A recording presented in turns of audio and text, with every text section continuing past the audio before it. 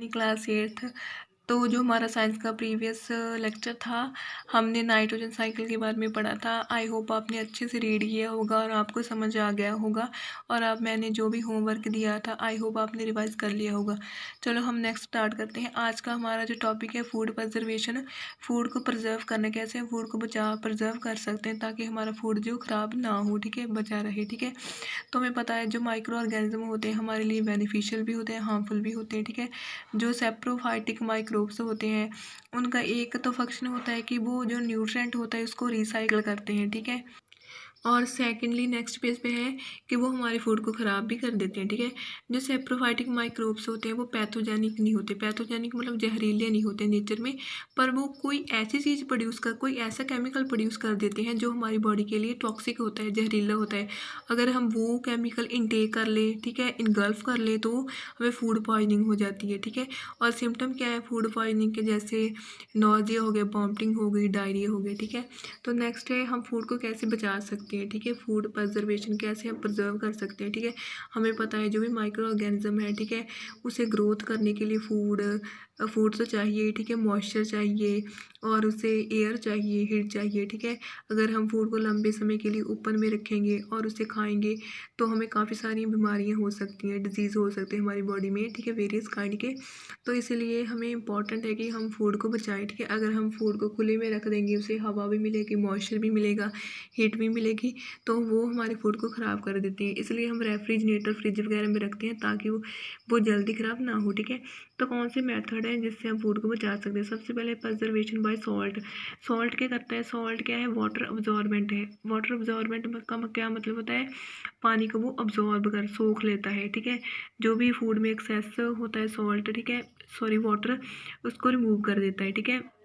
जब पानी नहीं होगा तो बैक्टीरिया क्या करेंगे? मल्टीप्लाई नहीं कर सकेंगे, ठीक है। अगर मल्टीप्लाई नहीं करेंगे तो फूड को वो ख़राब नहीं कर पाएंगे, ठीक है। तो सॉल्ट क्या है? प्रिजर्वेटिव एक्ट करता है। जो कॉमन सॉल्ट हम यूज़ करते हैं, ठीक है, मीट, फिश, आंवला वगैरह में, ठीक है। तो वाटर जो हमारा सॉल्ट है वो क्या है? एज अ प्रिजर्वेटिव एक्ट करता है, प्रिजर्व करता है हमारे फूड को, ठीक है। एक्सेस वाटर को रिमूव कर वाटर नहीं होगा तो बैक्टीरिया ग्रो नहीं कर पाएंगे, बैक्टीरिया ग्रो नहीं कर पाएंगे तो हमारा फूड जल्दी ख़राब नहीं होगा। नेक्स्ट है प्रिजर्वेशन बाय ऑयल। ऑयल क्या? जो एडिबल ऑयल होते हैं, एडिबल मतलब जो ऑयल हम खा सके, नॉन एडिबल हम जो नहीं खा सके। ऑयल क्या करते हैं? जो भी हवा की सप्लाई है फूड की तरफ उसे कट कर देते हैं। अगर हवा नहीं, एयर की सप्लाई कट हो जाएगी तो जो माइक्रोब्स हैं, ठीक है, उनकी ग्रोथ नहीं हो पाएगी, वो हमारे फूड को स्पॉइल मतलब ख़राब नहीं कर पाएंगे, ठीक है। और हमारा फूड बचा रहेगा, ठीक है। जैसे हमारे पुराने मेथड थे, जैसे ये अचार जब हम बनाते हैं तो काफ़ी सारा ऑयल, तेल वगैरह ऐड करते हैं ताकि हमारा फूड है जो बचा रहे, प्रिजर्व रहे, ठीक है। नेक्स्ट है प्रिजर्वेशन बाय शुगर। जो शुगर होता है वो भी फूड को प्रिजर्व करने का काम करता है, ठीक है। शुगर जो होता है वो रिड्यूस कर देता है मॉइस्चर कंटेंट को, जो मॉइस्चर कंटेंट होता है उसे रिड्यूस कर देता है, ठीक है। अगर मॉइस्चर नहीं मिल पाएगा, जो बैक्टीरिया है उनकी ग्रोथ इनहेबिट हो जाएगी। इनहेबिट मतलब उनकी ग्रोथ है जो वो रुक जाएगी, ठीक है। तो जो हमारा फूड है वो स्पॉइल मतलब ख़राब नहीं हो सकता, हो जाएगा। तो ख़राब नहीं हो पाएगा अगर बैक्टीरिया की ग्रोथ रुक गई। अगर बैक्टीरिया की ग्रोथ हो ही गई होएगी तो फूड तो ख़राब हो जाएगा, ठीक है। तो शुगर कंटेंट क्या है? शुगर भी हमारा जो है एज अ प्रिजर्वेटिव एक्ट करता है, हमारे फूड को बचाता है, ठीक है। नेक्स्ट है प्रिजर्वेशन बाय वेनेगर। जो वेनेगर है वो भी हमारे फूड को स्पॉइल होने से बचाता है, ठीक है। वेनेगर क्या करता है? ये एसिडिक नेचर जनरेट करता है, फूड को ज़्यादा एसिडिक बना देता है। अगर ज़्यादा एसिडिक नेचर होगा तो एसिडिक कंडीशन में ये ग्रो नहीं कर पाएंगे बैक्टीरिया ज़्यादा टाइम तक, तो ये ग्रो नहीं कर पाएंगे, तो ये हमारे फूड को ख़राब नहीं कर पाएंगे, ठीक है। ख़राब नहीं होगा, हमारा फूड बचा रहेगा, ठीक है। तो जो विनेगर है वो भी एज अ प्रिजर्वेटिव एक्ट करता है, ठीक है। जैसे वेजिटेबल, फ्रूट, फिश, मीट वगैरह वो हम किससे प्रिजर्व करते हैं? बाय वेनेगर, उसमें डालकर, ठीक है। नेक्स्ट है हमारा किलिंग माइक्रोब्स बाय हीट और कोल्ड, ठीक है। कई माइक्रोब्स होते हैं, अगर हम कई माइक्रोब्स जो ज़्यादा टेम्परेचर अगर हम दे दें तब वो मर जाते हैं। कई माइक्रोब जब हम बहुत ज़्यादा कम टेम्परेचर देते हैं तो वो मर जाते हैं, ठीक है। तो हीट कोल्ड क्या है? अगर हम एक्सट्रीम टेम्परेचर बहुत ज़्यादा टेम्परेचर जैसे 70-80 डिग्री तक देते तो माइक्रोब्स किल हो जाते हैं और हमारा फूड बच जाता है, ठीक है। तो अगर हम रेफ्रिजरेटर फ्रिज वगैरह में रख दें तो हमारा फूड फ्रेश रहता है लंबे समय तक, ठीक है। क्योंकि जो फ्रीजर वगैरह होता है वहाँ टेम्परेचर बहुत कम होता है और कम टेम्परेचर पर बैक्टीरिया ग्रो नहीं कर पाती, उनकी ग्रोथ रुक जाती है, ठीक है। और जो मिल्क वगैरह होता है, जैसे हम उसे बॉयल करते हैं, बॉयलिंग से क्या होता है, माइक्रोब्स जो होते हैं वो मर जाते हैं और हमारा जो मिल्क है वो बचा रहता है, जल्दी फटता नहीं है, ख़राब नहीं होता, ठीक है। नेक्स्ट है हमारा पैस्चराइजेशन। ये क्या है, जो पास्चराइज्ड मिल्क होता है, ये जो हम मिल्क पैकेट में यूज़ करते हैं वगैरह, ठीक है, वो वाला होता है।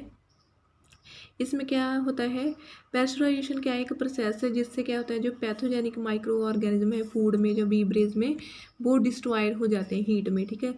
तो जब हम ज़्यादा हीट देते हैं, ठीक है, जो हमारे एक फ्रेंच साइंटिस्ट था, ठीक है, लुईस पैस्चर, ठीक है, तो जिसके नाम से ये पैस्चराइजेशन का कंसेप्ट पड़ा, ठीक है। तो 1860 में उसने डेमोस्ट्रेट किया कि जो अब नॉर्मल फर्मेंटेशन अल्कोहल की, जो शराब वगैरह, जो अल्कोहल वगैरह जो फर्मेंटेशन जब उसकी करते थे तो अब नॉर्मल हो जाती थी, ठीक है, कोई माइक्रो ऑर्गेनिज्म की ग्रोथ हो जाती थी और उसमें कोई प्रॉब्लम आ जाती थी फर्मेंटेशन में। तो उसने कहा कि जो अब नॉर्मल फर्मेंटेशन है अल्कोहल की, वो प्रिवेंट कर सकते हैं बाय हीटिंग। अगर हम ज़्यादा हीट दे दें तो माइक्रो ऑर्गेनिज्म मर जाएंगे और हमारा फर्मेंटेशन है अच्छी तरह से हो जाएगी, ठीक है। इसे हम कहते हैं पैस्चराइजेशन प्रोसेस को, ठीक है। तो नेक्स्ट पेज पे है हमारा, तो जो मिल्क है, ठीक है, milk is heated to about 70 to 75 degrees Celsius for 15 to 30 minutes and then suddenly chilled and stored। अगर हम मिल्क को 70 डिग्री सेल्सियस तक हीट करेंगे 15 मिनट या आधे घंटे तक, और हम सडनली उसे मतलब ठंडा करेंगे और स्टोर कर देंगे, तो इस मेथड से क्या होगा, it prevent the growth of microbes. इससे क्या होगा, माइक्रोब्स की ग्रोथ नहीं होगी, ठीक है। इसे हम पास्चराइज्ड मिल्क कहेंगे, can be consume without boiling.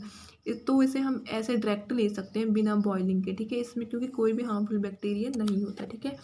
तो नेक्स्ट हमारा है, ठीक है, कैनिंग। कैनिंग क्या है, canning, in this process food content are processed and sealed in air tight container. इसमें क्या होता है, जो भी फूड होता है वो इसकी डायग्राम ये वाला देखो, कैनिंग एयर टाइट, क्योंकि एयर अंदर जा नहीं सकती, एयर टाइट कंटेनर होते हैं उसमें फूड है जो रखा होता है।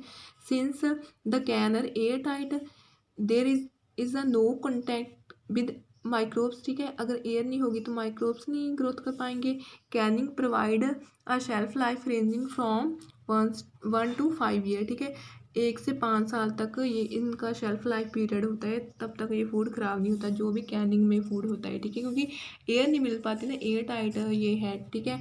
तो under specific circumstance it can be made too much longer time तक इसे प्रिजर्व कर सकते हैं, ठीक है।